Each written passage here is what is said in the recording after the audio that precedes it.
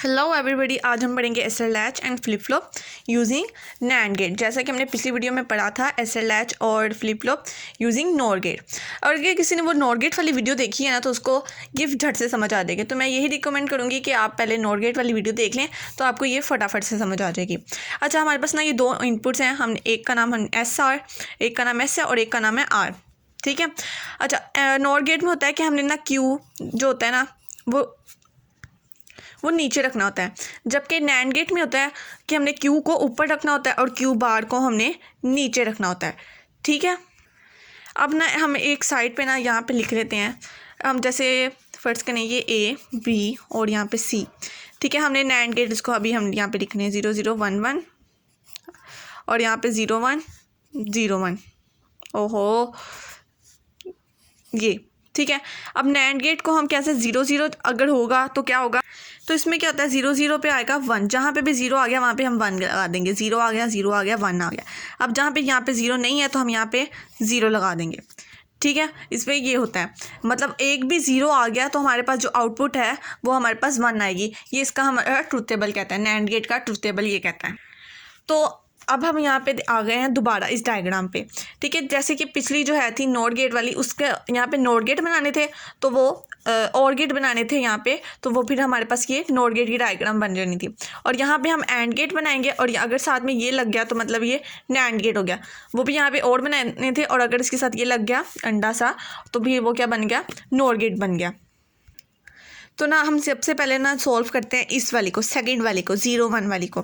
तो मतलब एस जो है वहाँ पे यहाँ पे आ जाएगा 0 और आर पे आ जाएगा यहाँ पे 1। मैंने पेंसिल से लिखा है क्योंकि मुझे बार बार डायग्राम ना बनानी पड़े और मैं बार बार इसको लिख सकूँ और रेस कर सकूँ। ठीक है। तो अब यहाँ पे 0 और 1 हमने लिख दिया। अब हमें क्या कहा गया है कि जहाँ पे भी 0 आएगा तो वहाँ पे ऑटोमेटिकली 1 आ जाएगा। अब यहाँ पे जब 1 है तो इसका हमें कुछ नहीं बताया गया कि यहाँ पे 0 आएगा कि या 1 आएगा, इसका नहीं बताया गया। हमें क्या बताया गया है कि जहाँ पे भी 0 है वहाँ पे उसका आउटपुट जो है वो 1 आ जाएगी। तो यहाँ पे इसकी आउटपुट क्या आ गई, 1। ठीक है। तो अब ये जो ये वाली लाइन जा रही है इसका क्या काम है, अब ये जो 1 है ये स्लाइड लेके यहाँ पे जाएगा तो यहाँ पे क्या आ गया 1। तो मतलब हमारे पास दो इनपुट हो गई 1 1। ठीक है। दो इनपुट्स हो गए हमारे पास 1 1। तो 1 1 पे क्या देता है ये हमें यहाँ पे बताया है। 1 1 पे क्या देता है, 0 देता है। तो यहाँ पर हम लिख देंगे आउटपुट 0। ठीक है। तो अब यहाँ पे क्यू ये एक 1 हो गया और इसका कंप्लीमेंट क्या होता है, 0 होता है। तो मतलब कि ये प्रॉपर काम कर रहा है, ये बिल्कुल सही काम कर रहा है। तो हम इसका यहाँ पे लिख देंगे, यहाँ पे ये हम इसको सोल्व किया था तो यहाँ पे हम लिख देंगे 1। क्यू की हमने लिखना है, क्यू बार की वैल्यू नहीं लिखनी, हमने क्यू की वैल्यू लिखनी है जो हमारे पास क्यू की वैल्यू आई है। ठीक है। ये हमने लिख दी। उसके बाद है अगला ये वाला स्टेप करते हैं, इसको हम एंड पे करेंगे 1 0। अब अगर हमारे पास यहाँ पे 1 है और यहाँ पर क्या है 0। ठीक है। किसको सॉल्व करना है अब हमने अब इसको सॉल्व करना है। अब ये जो 0 है यहाँ पे क्या आएगा, 1 आ जाएगा। यहाँ पे 1 आ गया। अब ये जो 1 है ये फीडबैक के तौर पर ऊपर जाएगा। ठीक है। यहाँ पे आ गया 1, ये 1 आ गया और ये 1 आ गया। ठीक है। ये दोनों 1 हो गए। 1 1 पे हमें बता दिया गया है 1 1 पे क्या होता है, 0 आउटपुट आती है। तो मतलब कि यहाँ पर क्या आउटपुट आई, यहाँ पे 0 आउटपुट आई। इसको छोड़ दें, अब इसको आंसर क्या आया, 0 आउटपुट आई। तो मतलब कि अब यहाँ पर हम क्या लिख देंगे, 0। ठीक है। मतलब यहाँ पे देख लेंगे, यहाँ पे 0 आ रहा है और यहाँ पे 1 आ रहा है। तो इसका मतलब कि ये सही काम कर रहा है, ऑपोजिट आ रहा है ना, तो मतलब कि ये सही काम कर रहा है। तो इसलिए हमने यहाँ पे लिख दिया। मैं इसको रेस कर देती हूँ ताकि ना हमें बेटर समझ आए। अब देखें, अब यहाँ पे क्या आ रहा है 1 1। ठीक है। अब यहाँ पे भी हमने 1 पुट करना है और यहाँ पे भी हमने 1 पुट करना है। तो अब हम कंफ्यूज हो जाएंगे अब 1 1 को कैसे सॉल्व करें, क्योंकि हमें तो बस उन्होंने बताया कि 0 होगा तो 1 आउटपुट आएगी। अब 1 1 का क्या करेंगे, तो अब हमें ये जो क्यू बार नज़र आ रहा है, ठीक है, अगर हम इसी आउटपुट को हम इधर क्यू बार को यहाँ पर ले जाएं, क्यू बार। ठीक है। तो अब ये 1 और ये क्यू, मतलब ये 1 डॉट क्यू। ठीक है। क्यू बार था ना, हाँ बार था, क्यू बार। अब इस सब का हमने वो ले लेंगे, बार ले लेंगे। ठीक है। इसका हमने बार ले लिया। यहाँ पे मैं बेहतर सॉल्व कर देती हूँ। 1 डॉट क्यू बार आ गया और यहाँ पे भी इसका पूरा बार। तो 1 का बार क्या होगा, 0 और ये डॉट प्लस बन जाएगा। अब क्यू बार का क्या आएगा, क्यू आ जाएगा। तो मतलब कि हमारे पास क्या आउटपुट आई है, हमारे पास आंसर आउटपुट आई है क्यू। तो मतलब हमारे पास यही आउटपुट आ गई, जो हमारे पास थी वही आउटपुट आ गई। अब इसी तरह अब ये जो क्यू है, अब ये क्यू को इधर लेके जा रहे हैं तो ये आ गया क्यू। ठीक है, यहाँ पे क्या आ गया Q। अब यहाँ पे है, अब देखें 1, वहाँ पे 1 था ना, 1.Q। अब इसका बार ले लेंगे तो ये 1 का क्या आएगा 0, और यहाँ पे बीच में आ गया प्लस, और Q का आ गया Q बार, वो वैसे आ गया। तो इसका यहाँ पे आउटपुट क्या आई Q बार आई, तो मतलब कि वही आ गई। तो सेम जो आउटपुट आ गई है जो हमारे पास पहले से ही थी, अगर वही हमारे पास आ गई है तो वो उस स्टेट को कहेंगे होल्ड स्टेट, कि उसने उसी को थामे रखा हुआ है, उसी को हम रखा हुआ है, तो उसको हम कहेंगे होल्ड स्टेट। ठीक है, अब यहाँ पे आ रही है हमारे पास 0 0 की स्टेट। अब क्या करते हैं, ये भी 0 आ गया और ये भी 0 आ गया। ठीक है, अब इन दोनों का जो आउटपुट है वो क्या आएगी, ये इसकी भी 1 आ जाएगी, 0 की हमें पता 1 आती है, और 0 की भी क्या आ जाएगी 1 आ जाएगी। तो ये तो दोनों बिल्कुल सेम हो गए हैं।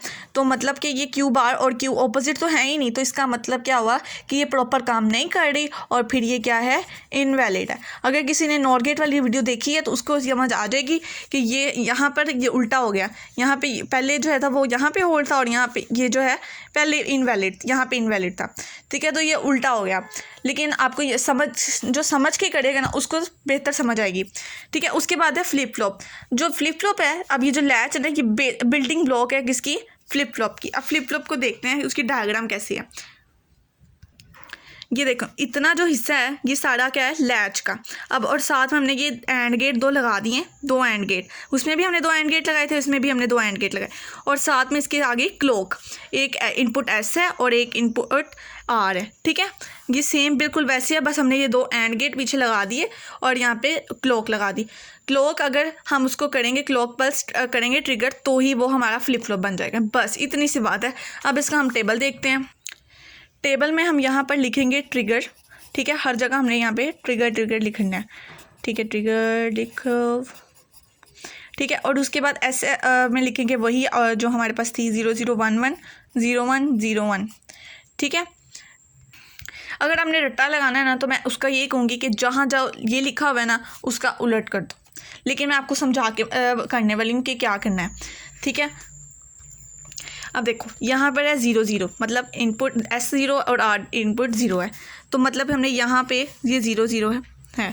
ठीक है, अब जब ये लैच के इस हिस्से में जाएगी तो यहाँ पे आ जाएगा 1 1। अब 1 1 हमें ये देखें 1 1 हमें इन्होंने बताया कि क्या होता है, 1 1 0 होता है। सॉरी, मैंने एक छोटी सी मिस्टेक कर दी, मैंने यहाँ से देखना शुरू कर दिया। अब हमने इसको नहीं देखना, अब हमने देखना है इसको देखना है जो हमने सोल्व कर लिया है। ठीक है, तो ये 0 0 था, हमने ये यहाँ पे 0 0 पुट किए। ठीक है, और ये 1 1 हमारे पास आ गई। अब जो 1 1 पे हमारी लैच आती है ना, वो क्या आती है होल्ड आती है, तो हमने यहाँ पर लिख देना है जी होल्ड। ठीक है, उसके बाद यहाँ पे है 0 1। अब 0 1 हम एक में 0 पुट किया और एक में हमने यहाँ पे 1 पुट किया। ओहो, 0 पुट किया और एक में 1 पुट किया।